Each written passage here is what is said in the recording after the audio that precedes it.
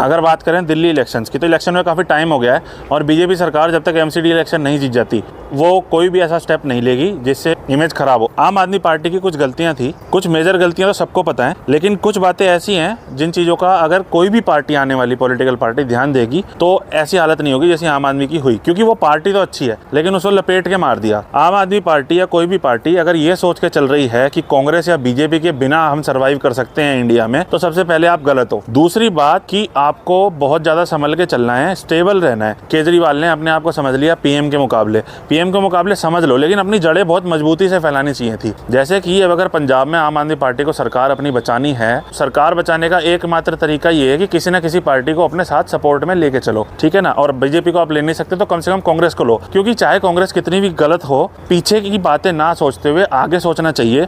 और अपने self interest देखने से अच्छा है कि हम देश का सोचें। देश का सोचते हुए अगर आपको कांग्रेस से हाथ मिलाना पड़ रहा है तो उसमें क्या समस्या आ गई? इतनी बड़ी कोई समस्या नहीं है, क्योंकि बीजेपी जो पार्टी है वो तो सबको दिख रहा है कि देश के लिए ठीक नहीं है। जो भी मतलब एक विजन जिनका बहुत क्लियर है और जिनको दिखता है कि फ्यूचरिस्टिक विजन जिनका, उनको पता है कि बीजेपी कैसे देश को खराब कर रही है, तो आपको देश के हित में सोचना चाहिए था। दूसरा, अगर हम बात करें यमुना रिवर की, तो यमुना रिवर जो है ना वो देश का मुद्दा है, वो दिल्ली का मुद्दा नहीं है।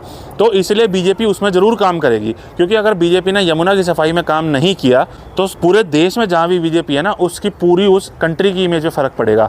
ये आप सोच के चलिए, क्योंकि खाली दिल्ली का मुद्दा नहीं है, लोगों के दिल से जुड़ी हुई है यमुना। तो यमुना क्लीन तो वो करेंगे, लेकिन बाकी सब चीजें जो पैसे देने के वादे, देखो पैसे देने के वादे ना कभी भी नहीं करने चाहिए। ये तो आप इंसान को बेकार कर रहे हो। कैसे, मैं आपको बताता हूँ। मान लीजिए आप बीपीएल कार्ड जो है उसके थ्रू वो फैसिलिटी दे रहे हो, महिलाओं को पैसे दे रहे हो।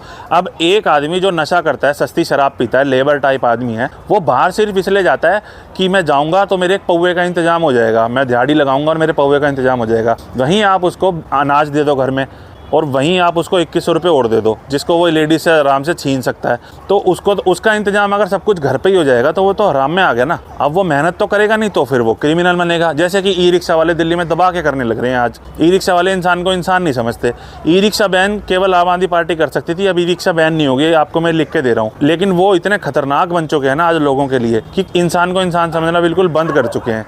बीजेपी कभी भी दिल्ली में हिंदू मुस्लिम नहीं करेगी, ना उन्होंने इलेक्शन के टाइम किया, क्योंकि उनको पता था कि दिल्ली में जो लोग हैं वो एक अच्छे लेवल तक पढ़े लिखे हैं, तो हिंदू मुस्लिम के भटकाव में तो वो आएंगे नहीं। तो कुल मिला के निष्कर्ष ये निकला कि आम आदमी पार्टी दिल्ली में हार गई, जबकि वो बहुत अच्छी और बेहतरीन पार्टी थी। बीजेपी कोई भी ऐसी गलती नहीं करेगी जिससे उनकी सरकार पर जरा सी भी आँच आए, चाहे उसके लिए उनको कुछ भी करना पड़े। केजरीवाल जी को आगे से ये ध्यान रखना है कि जो छोटी मोटी गलतियाँ उनसे हुई हैं, एक्चुअल में उनकी नोटिस में आ गई, लोगों की नोटिस में नहीं आती, क्योंकि उन्होंने बोला था। तो उसी का फ़ायदा उठा के बीजेपी आई है, इसके अलावा कुछ नहीं करके आई।